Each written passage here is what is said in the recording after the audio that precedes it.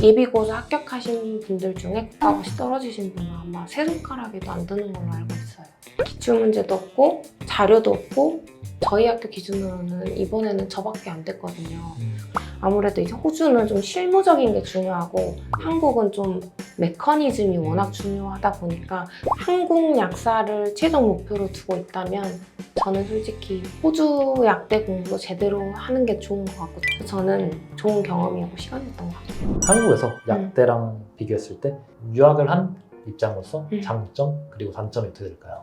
이제 사실 제일 큰 장점은 언어적인 부분인데 아무래도 의학용은 사실 다 영어잖아요. 그렇죠. 그러다 보니까 아무렇지도 않게 내 언어로 느낄 수 있다는 게 제일 큰 장점인 것 같고 사실 무슨 논문을 봐도 다 영어예요. 그렇죠. 그러다 보니까 약사로서 제가 이제 능력을 키울 때도 논문도 많이 보고 해야 되는데 그게 사실 거의 다 영어니까 그거에 대해서 빠르게 습득할 수 있다는 것도 좋은 것 같고 그리고 하나는 이제 제가 학원 다닐 때 그 선생님도 약사님이셨는데 그 선생님이 하신 말씀이 해외에서 약대를 나와서 한국에서 약사가 된 사람들의 말을 들어보니 해외 약사 면허만 있으면 1-알파 같대요. 한국 취업 시장에서는. 근데 이제 한국 면허와 그 외국 면허를 같이 갖고 있으면 1+알파가 된다고 더 좋게 기회도 주어지고 더 좋게 보니 둘 다 갖고 있는 게 사실 좋은 것 같다 하시더라고요. 저는 이제 대학교 이쪽 진로에 대해 잘 모르지만 선생님께서 하신 말씀으로는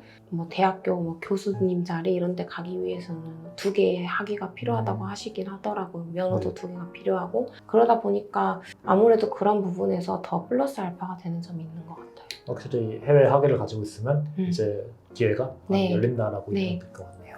호주에서 이제 약대를 나오고 싶은 학생분들에게 이것만 좀 알았으면 좋겠다라는 게 있으실까요? 제가 지금도 오늘도 질문을 들은 건데 외국 약대에 들어가기는 쉽지 않냐라는 말을 정말 많이 하세요. 그러다 보니까 들어가기 쉬우니 졸업하는 것도 어렵지 않은 거 아니야? 라고 생각하시는데 근데 제가 느끼는 바로는 들어가기는 한국보다 한국과 다른 시스템이다 보니까 쉬울 수는 있어도 사실 외국 특히 호주나 뭐 미국 이런 대학교는 졸업하기가 힘들잖아요.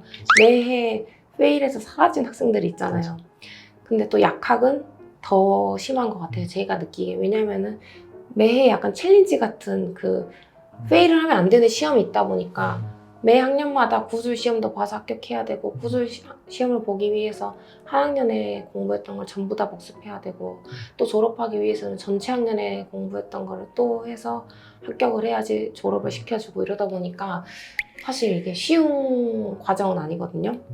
그래서 저는 들어가기 쉽다고 나오기도 쉬운 거 아니니 정말 들어가기로 마음 먹었으면 그 기회를 감사히 생각하고 정말 공부를 열심히 해 여기를 빠져나올 수 있다고 꼭 얘기해주고 싶었어요. 그러면 저희 호주 약대생 분들에게 좀 도움이 될 수 있는 커뮤니티가 있다면 한번 제안해 주시면 좋을 것 같습니다. 이제 모나시 약대생들이 좀 임원진으로 구성됐는데 이제 호주 전역에 있는 파마시나 파마스리컬 사이언스 학생들이나 졸업생분들이나 연구원분들, 교수님분들 이렇게 모여가지고 그분들의 진로나 아니면 서로 상담도 해주고 좀 인턴십 이런 것도 아마 제안했던 것 같은데 그런 식으로 좀 기회를 열어주는 그 단체가 있는데 카파라고 한국 영사관 산하에 있는 비영리 단체라고 해요. 서로 이제 좀 도움을 주고받고 하는 것 같아서 여기 링크 띄워드린다고 하니까 한번 보시면 좋을 것 같아요.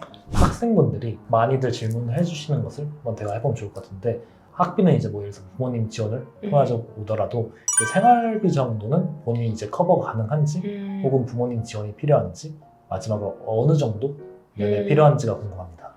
제 블로그에 사실 그런 질문이 많이 달렸었는데 유학생 기준으로 이제 모나시 대학교가 제가 알기로는 조금 비싼 걸로 알고 있거든요. 근데 학비가 1년에 4만 불이 좀 넘고 매해 오르고 있다고 들었는데 그래도 넉넉 잡아 환율 뭐 이런 거 생각했을 때 4-5천은 드는 것 같고 학비만 그리고 이제 기본적인 숙소 있잖아요. 근데 숙소도 사실 뭐 쉐어 하시는 분들도 있고 혼자 사시는 분들도 있는데 저는 혼자 살았거든요.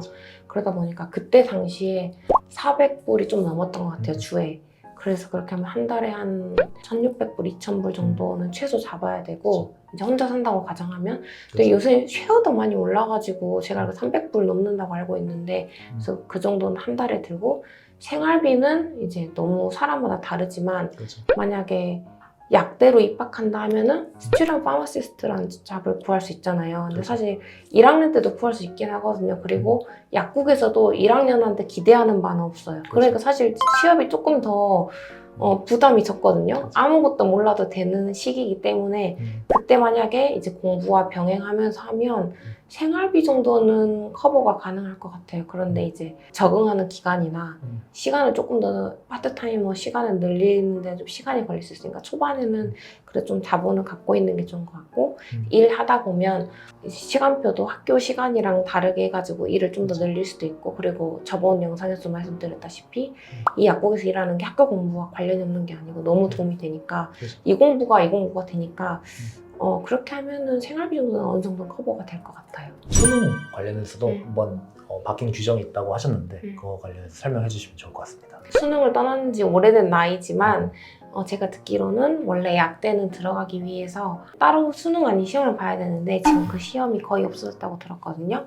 그래서 지금은 이제 평범한 다른 과들처럼 네. 수능을 봐서 들어가야 되는데 이과에서 약대는 워낙 이제 높은 과다 보니까 그래서 그게 너무 탑 라인이다 보니 학생들이 이제 수능이 어려우니까 그렇죠. 그 대신 차선책으로 이제 유학을 가고 거기서 좀 더 이제 약대를 공부하고 그렇죠. 이러는 방법도 있다고 이제 들었어요. 약사를 취득하고 나서 영주권 관련해서도 혹시 질문이 많다고 하셨는데 그 관련해서 저한테 궁금하신 점이 있으시면 제가 법무사로서 네. 말씀을 드리는 걸로 하겠습니다. 제 블로그에 댓글이 달린 것 중에 공통적으로 여쭤보셨던 것이 호주로 약대를 가게 돼서 약사가 되면 영주권을 딸 수 있냐 그거에 대해 많이 여쭤보셨는데 저는 사실 영주권을 지금 안 한 상태라서 그렇죠. 잘 모르는 부분이라 이제 법무사님께 제가 여쭤본다 했거든요. 그러니까 일반적으로 저희가 파머시스트가 부족 직업군에 있는데 거기서 이제 쇼텀, 이제 한마디로 단기 부족 직업군에 있으세요. 일반적으로 크게 기준을 보게 되면 독립기술인인 189 비자, 그리고 주정부 후원 비자로 190, 491, 마지막 이제 186 가능한 이제 고용주 후원 비자 이렇게 크게 세 가지로 나눠지는데 지금 파머시스트 같은 경우는 189 독립기술인은 안 되세요. 왜냐면 쇼텀, 단기 부족 직업군에 있기 때문에 그래서 크게 약대를 졸업하신 분들께서는 점수를 모아가지고 이제 주정부에서 요구하는 점수를 맞춰가지고 신청하는 제도를 준비하시거나 네. 혹은 이제 본인의 졸업생 비자가 만료되기 전에 이 점수를 못 맞춰가지고 초청장을 못 받은 경우에는 이제 고용주한테 나 후원을 좀 해줄 수 있어? 라고 여쭤봐가지고 이제 고용주한테 후원을 받는 비자로 준비하는 방식이 크게 두 가지로 나눠지세요. 그러면 약사로서 영주권 따는 게 어쨌든 방법은 있고 가능 맞습니다. 계속 한 거네요. 그렇죠. 가능하시죠. 많이들 이제 의료학과 중에서 어떤 학과가 이제 가장 빠르게 영주권을 받을 수 있어요, 법무사님이라는 질문을 제가 가장 많이 받거든요. 근데 일반적으로 간호사가 회계사처럼 많이 받았거든요. 그러니까 한 2000년도 초반 때 어떤 직업군이 가장 빠르게 영주권을 받을 수 있어요? 라고 저한테 물으면 당연 회계사라고 말을 해줄 수 있는데 이제 2010년 후반 때, 이제 2020년 초반 때로 온 상황에서 저한테 똑같은 질문을 해주시면 이제는 이제 간호사가 된 것 같아요. 그만큼 간호사의 이제 수요도 많고 그리고 이제 워낙 코로나가 있었기 때문에 영주권을 진짜 65전으로 너무나 이제 비 오듯이 막 나아졌던 시기였었거든요. 제가 생각했을 때는 주변의 손님분들이나 이제 후배분들 보게 되면 본인이 원하는 의사 혹은 이제 뭐 한의사 이렇게 다른 의료 계열 분야에서 꼭 점수가 안 돼서 못 가더라도 이제 빠르게 이제 영주권을 취득을 해가지고 간호사로서 그 다음에 이제 영주권자로서 조금 더 저렴한 학비는 도메스틱 비를 내고 이제 의치대로 빠지는 분도 많이 봤다라고 이해하시면 좋을 것 같습니다. 네. 마지막으로 하고 싶은 말씀이 있으시면 마지막 해주시고 마무리하는 걸로 하겠습니다. 하고 싶은 말이요. 어찌됐든 저랑 비슷한 길을 걷는 이제 호주에서 약대 유학하신 분들이 꼭 뭐 항공 약사 면허가 목표든 호주 약사 면허가 목표든 꼭 원하는 바를 열심히 해서 잘 이루셨으면 좋겠고 당연히 어렵다고 느껴지지만 열심히 하면 안 될 게 없다고 아셨으면 좋겠어요. 오늘 영상 참여해주셔서 감사하고 네. 또 다음 영상에서 기회가 된다면 뵙도록 하겠습니다. 네, 감사합니다. 감사합니다.